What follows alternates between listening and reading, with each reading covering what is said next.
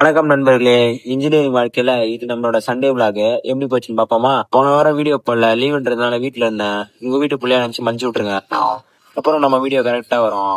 சரி, கதைக்கு வரும். என்னடா வீடியோல சிறுவண்டுகள்லாம் காட்டுறேன்னு பாக்குறீங்களா? இவங்க நம்ம அக்கா பசங்க. காலையிலே மேட்ச் இருக்குன்னு நானுங்க. சரி, மேட்சுக்கு போயிட்டு வந்துடலாம் சொல்லிட்டு பார்த்தேன். அதுக்குள்ள இவன் வேலையை காண ஆரம்பிச்சிட்டான். சும்மாவே நின்னுக்குறாங்க. விளையாடலான்னு கிரவுண்டுக்கு போலான்னு பார்த்தா என் பேட்டை பிடிங்க தரமாட்டானுங்க.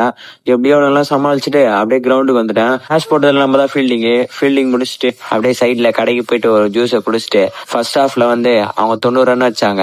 அதுக்கப்புறம் நாங்க பேட்டிங் போயிட்டோம். இன்னைக்கு நம்ம டீம் ஃபீல்டிங் ரொம்ப ஃபயரா பண்ணியிருந்தானுங்க. அதனால தான் இன்னைக்கு 90 ரன்லயே முடிச்சிட்டோம். பேட்டிங்கும் நல்லா பண்ணியிருந்தோம். 7 ஓவர்லயே மேட்சை முடிச்சுட்டு வந்துட்டோம்.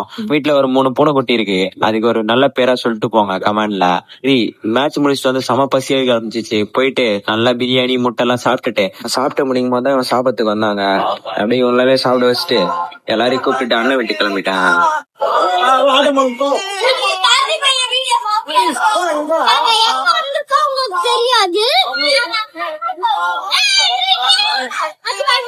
எடுத்து தெரிஞ்ச உடனே எல்லாரும் அவங்க பெர்ஃபார்மன்ஸை காமிச்சுன்னு வந்து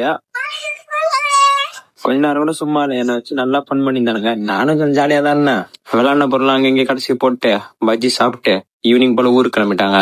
நான் வீட்டுக்கு வந்து ஒரு டீயை குடிச்சிட்டு பக்கத்துல ஃபங்க்ஷன் இருந்துச்சு, அங்க போயிட்டு நல்லா பிரியாணி வெளுத்து கட்டிட்டு அப்படியே இன்னைக்கான நாளை முடிச்சுக்கிறேன். இதோட அடுத்த வீடியோல பாக்குறேன். வட்டமாமே. வணக்கம் நண்பர்களே. இன்ஜினியரிங்